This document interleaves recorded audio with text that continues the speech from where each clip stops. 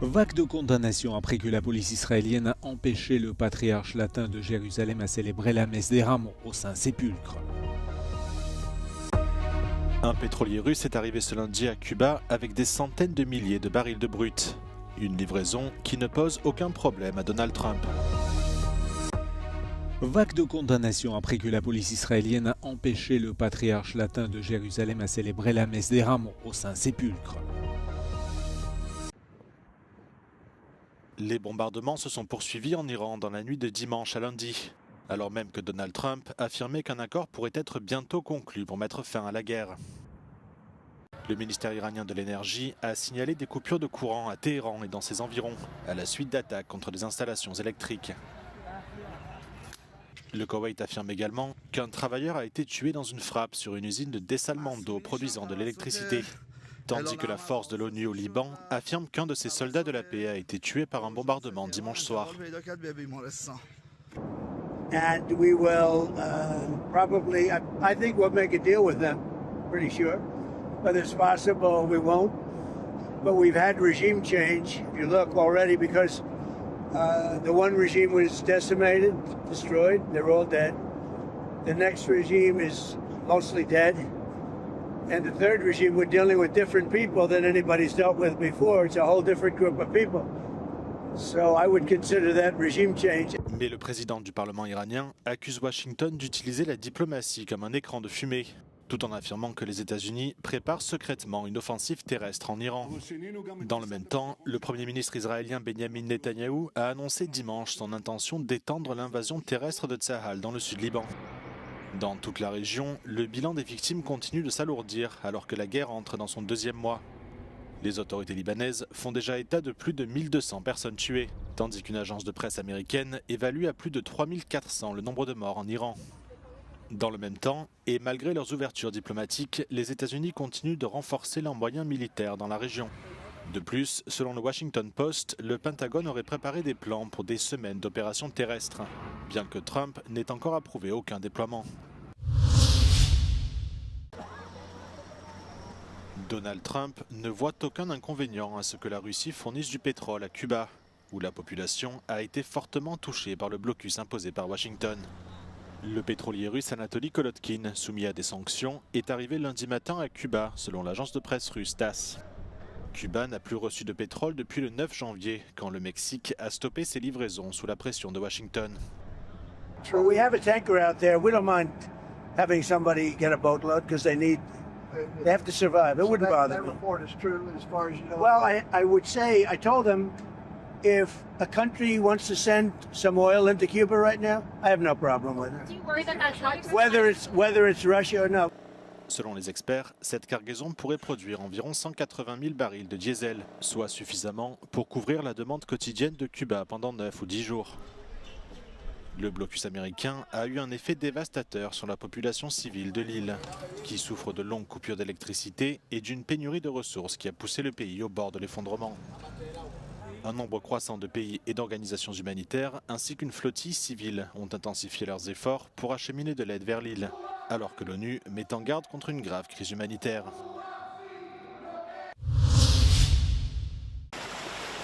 De fortes pluies ont provoqué des inondations généralisées dans plusieurs régions du Caucase du Nord ce week-end. Le Daghestan et la Tchétchénie sont les plus durement touchés, deux régions où des évacuations massives ont eu lieu. À Makhachkala, l'eau submerge les rues et les quartiers résidentiels. Les habitants assurent que l'inondation est survenue soudainement et que tout a été emporté. Alors que l'ordre d'évacuation est lancé, beaucoup tentent de sauver des effets personnels.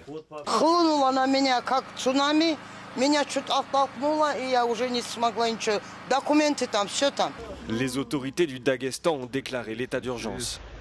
Des ponts et de nombreuses infrastructures sont endommagées et plus de 130 localités sont toujours privées d'électricité. Les autorités ont déclaré qu'un cumul de 50 mm de précipitations a été enregistré, un record pour ces dernières années. Selon le ministère des situations d'urgence, plus de 3300 personnes ont été évacuées pour cette seule région. L'état d'urgence est également en vigueur en Tchétchénie, où les services locaux continuent de pomper l'eau. Les rivières qui ont débordé ont détruit des routes et inondé des centaines de maisons. Dans le district de Goudermès, l'une des zones les plus touchées, environ 500 personnes ont été évacuées. Selon les prévisions météorologiques, l'intensité des pluies a diminué dimanche soir, mais l'étendue totale des dégâts n'est pas encore évaluée. Les inondations sont régulières dans le Caucase du Nord, mais les autorités locales assurent que l'intensité des précipitations a été exceptionnellement élevée cette année. Un incident qui a suscité l'indignation en Europe et dans tout le monde catholique. La police israélienne a empêché le patriarche latin de Jérusalem d'entrer dans l'église du Saint-Sépulcre pour célébrer la messe des Rameaux. Le patriarcat latin de Jérusalem a dénoncé cet incident au cours duquel le cardinal Pier Battista Pizzaballa et le père Francesco Yelpo ont été refoulés par les forces de l'ordre. We did take the measures to prevent any problems and any risk to the people, to the faithful, but still to have the heads of churches not being able to celebrate one of the most sacred days of the year in the Holy Sepulchre, in the most sacred place for Christians, is something unheard of. Le président français Emmanuel Macron a condamné la décision de la police israélienne qui, selon lui, s'ajoutait à la multiplication préoccupante des violations du statut des lieux saints de Jérusalem. De son côté, le ministre italien des Affaires étrangères a déclaré avoir convoqué l'ambassadeur d'Israël suite à cet incident. Depuis les frappes américaines et israéliennes contre l'Iran qui ont déclenché la guerre le mois dernier, les autorités israéliennes ont interdit les grands rassemblements, notamment dans les synagogues, les églises et les mosquées. Le gouvernement israélien a affirmé que ces mesures visaient à protéger la population d'éventuelles frappes de missiles iraniens dans la région.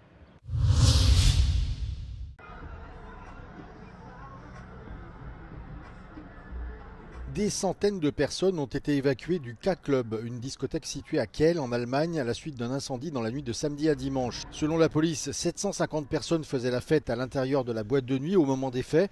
Toutes ont pu sortir dans le calme. 3 d'entre elles ont été prises en charge par les services d'urgence.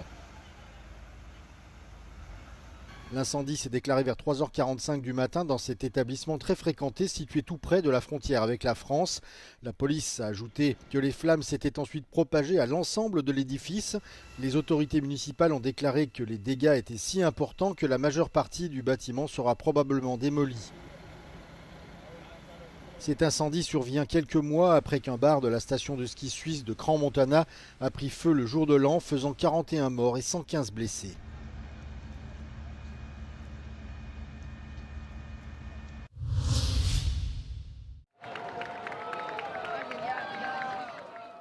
Ils étaient des centaines à se masser derrière les portes de Disneyland Paris ce dimanche pour assister à l'ouverture de l'attraction de l'année, un nouveau parc conçu autour du film au succès planétaire, La Reine des Neiges. Au programme, une montagne de 40 mètres, un lac artificiel de 3 hectares, un château plus vrai que nature et surtout beaucoup de magie.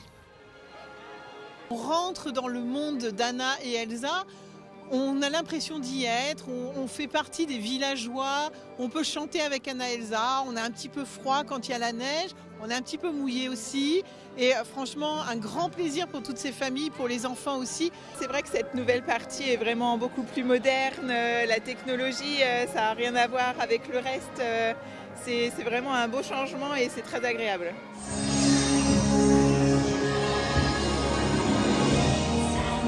On laisse ses peurs au vestiaire, on ne se laisse pas glacer par l'attente, on embarque et on fonce faire un gros câlin à Olaf. Nous allons au palais de glace d'Elsa avec toi, toi et toi. Tous ensemble, on se retrouve là.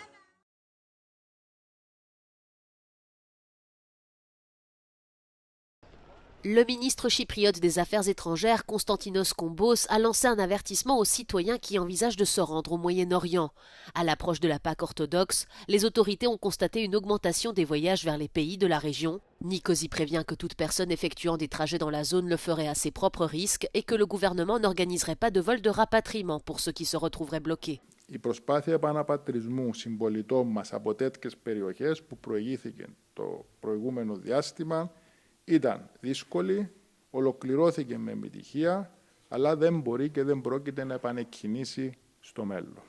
Συνεπώς, υπογραμμίζω ότι το ζήτημα πρέπει να προσεγγιστεί από τούδε και στο εξής και στο πλαίσιο της ατομικής ευθύνης. Depuis le début du conflit, près de 1000 ressortissants chypriotes ont été rapatriés, principalement depuis les Émirats arabes unis.